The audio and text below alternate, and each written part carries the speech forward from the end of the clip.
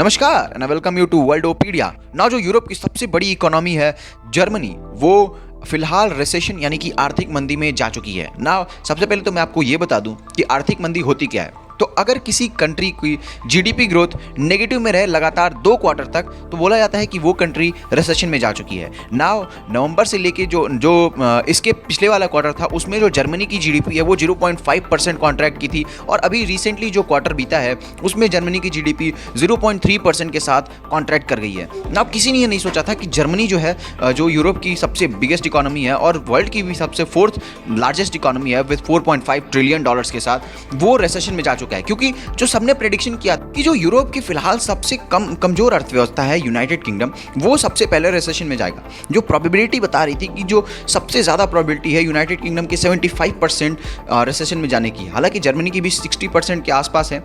और सबसे बड़ी बात है कि इंडिया की यहाँ पे जो प्रोबेबिलिटी है रिसेशन में जाने की, वो 0% दिखाया जा रहा है। ठीक है, लेकिन जो यूके है वो बहुत ही कम मार्जिन से, जो मानक सेट किए गए हैं कि किसी भी कंट्री की अगर 2 क्वार्टर्स लगातार जीडीपी नेगेटिव में रहे तो वो रिसेशन में जाएगा, तो ऑफिशियली जो है यूनाइटेड किंगडम की जीडीपी 0.1% से ग्रो की, बहुत ही बेयरली मार्जिनल, लेकिन फिर भी ऑफिशियली जो है यूनाइटेड किंगडम जाने से बच गया रिसेशन में। हालांकि इसका मतलब ये नहीं है कि यूनाइटेड किंगडम बहुत ही अच्छा परफॉर्म कर रहे हैं, नहीं, लेकिन जो ऑफिशियल मानक तय किए गए उसके मुताबिक यूनाइटेड किंगडम रिसेशन में नहीं गया, लेकिन जर्मनी चला गया। और ये बहुत ही शॉकिंग बात है यूरोप के लिए। नाउ ये इतना भी शॉकिंग नहीं है, क्योंकि जो ऐसा प्रेडिक्शन पहले भी किया जा चुका था, क्योंकि जर्मनी जो है वो रिसेशन में जा सकता है। क्यों?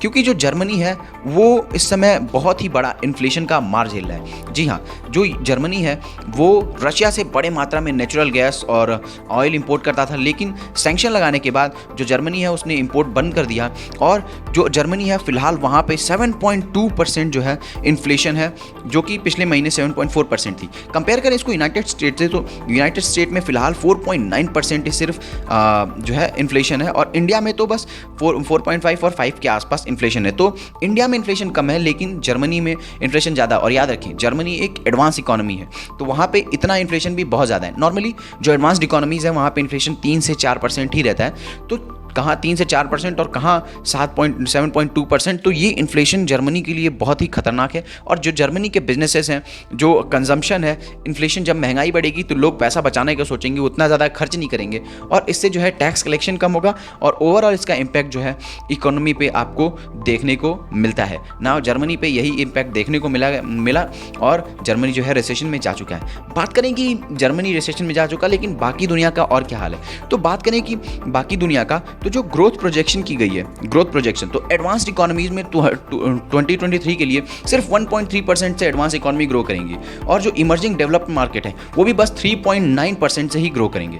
बात करें अगर कंट्री वाइज की, तो 2023 के लिए यूनाइटेड स्टेट्स सिर्फ 1.6% से ग्रो करेगा, और जर्मनी जो कि मैंने आपको बताया -0.1% से ग्रो करेगा, और इंडिया जो यहाँ पे 5.9% के साथ, और चाइना 5.2% के साथ ग्रो करेगा। नाउ इंडिया के लिए भी 5.9% ग्रोथ है, ये काफ़ी नहीं है, क्योंकि आप याद रखें कि हमको लगातार जॉब्स ऐड करनी है, और उसके लिए जीडीपी ग्रोथ बहुत ही ज़्यादा ज़रूरी है। तो जो इंडिया है उसके लिए 5.9% हालांकि बहुत इंप्रेसिव है, वर्ल्ड में फास्टेस्ट है, लेकिन ये काफ़ी नहीं है। इंडिया को और फोकस करना चाहिए कि और भी ज़्यादा अपनी इकोनॉमिक एक्टिविटीज़ बूम करें, और जिससे कि जीडीपी ग्रोथ और भी तेज़ी से हो। लेकिन अब इम्पैक्ट अगर कैसा पड़ेगा जर्मनी के जो रिसेशन है उसका इंडिया पे इम्पैक्ट कैसा पड़ेगा, तो इसका बोथ नेगेटिव और पॉजिटिव दोनों इम्पैक्ट कर सकता है। क्योंकि जो जर्मनी को हम एक्सपोर्ट करते हैं, तो वो पिछले साल $10.2 बिलियन का हमने जर्मनी को एक्सपोर्ट किया था। अब जर्मनी में रिसेशन आ चुका है, तो इस वजह से जो इंडिया के जर्मनी में एक्सपोर्ट हैं वो कम होने लगेंगे, और ये हमारे एक्सपोर्ट के लिए नुकसान की बात है कि हमारे जो एक्सपोर्ट हैं वो जर्मनी को कम होंगे। तो ओवरऑल जो एक्सपोर्ट है वो, चूँकि मंदी का माहौल हर जगह ही लगभग रहेगा, तो एक्सपोर्ट जो है वो कम होंगे। लेकिन जर्मनी जो है वो इंडिया में 9th बिगेस्ट इन्वेस्टर भी है, लार्जेस्ट इन्वेस्टर भी है। इस वजह से जो जर्मनी की इन्वेस्टमेंट है इंडिया में वो बढ़ेंगी। नाउ ये सब जान के आपका क्या कहना है, कमेंट करके बताइएगा, और हमारे चैनल को सब्सक्राइब करना मत भूलिएगा।